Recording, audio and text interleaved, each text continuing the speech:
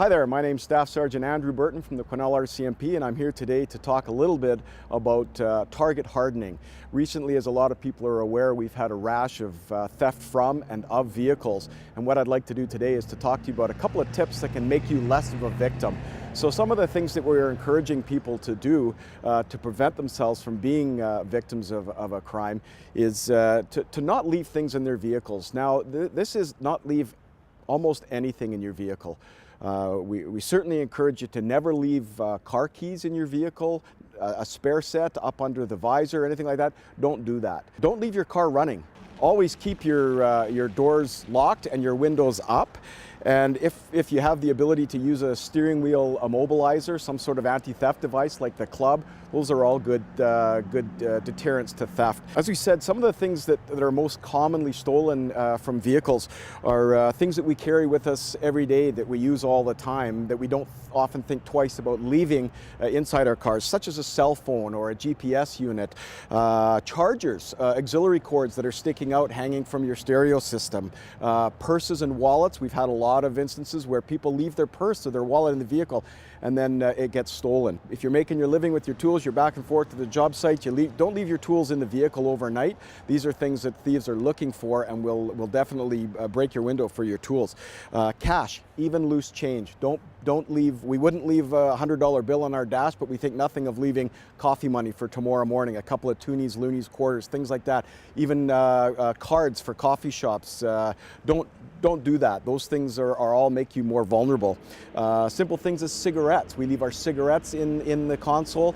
Again, another flag that people will steal from you. They'll steal your cigarettes. They'll break your window to steal your cigarettes. Another thing, sunglasses. With the weather, we leave our sunglasses always in the vehicle. A good thing for safety, so you can have them when you're driving and it gets sunny, but not a good idea when you've left your vehicle for the evening. So these are some of the things that we're really encouraging people to not leave in their vehicle. Make yourself less of a victim, and as we like to say, the phrase is target hardening. We've talked about tips that can be used to prevent theft from vehicles and of vehicles. And we're going to talk a little bit about how to target harden your residence, your home. Things like keeping your doors and windows closed and locked, very, very important. Oftentimes we leave a key under the mat. I remember growing up we used to do that. Those are things that we shouldn't be doing. Don't leave a key where it's accessible. If there's a key that you need to be leaving out for an emergency, that's fine, but put it in a spot that only your family knows. Don't tell other people where it's at. Same as if you've got an alarm punch code on your house, don't tell people what the code is. So keep your doors locked, keep your windows locked. Things like locking up tool sheds and tools themselves. Oftentimes people leave a ladder out. Lock your ladder up because that can be used to gain access to your house. Don't leave shovels out or things like that can be used to force open your door or things like that. Big rocks that can be used. All target hardening. Cut large shrubbery down to avoid places for people to hide. On that note, motion sensor lights are a really good investment. Something that detects motion around your house in the middle of the night. Alarms, we've talked about how important that is. Little things you can do like leave a TV or a radio on if you're comfortable with doing that.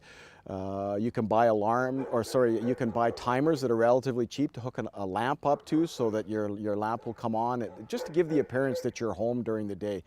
I think one of the things that's most important is getting to know your neighbors. Get to know the people on your street. Know who's living across from you and a few houses up and down so that you're able to know if it is indeed a suspicious person in the area. We always encourage people to call the RCMP if they note something suspicious in their area. The first question that you're going to be asked if you make that call is, what makes it suspicious? So in order to help us help you, we need as much detail as we possibly can. So things like what makes it suspicious, a description of the person, a description of the vehicle, a plate number. These are all things. And there's nothing wrong with, if you're comfortable with it, speaking to people who seem to be perhaps lost or don't belong on your street. There's nothing wrong with asking them in a non-confrontational way, and often just not confronting people, but asking them if you can help them. That's going to move them on to somewhere else that's perhaps an easier target. Should you come across something that's suspicious, obviously, like we said, we want you to call the police, and you can always call 911 if it's an urgent situation, or 250-992-9211.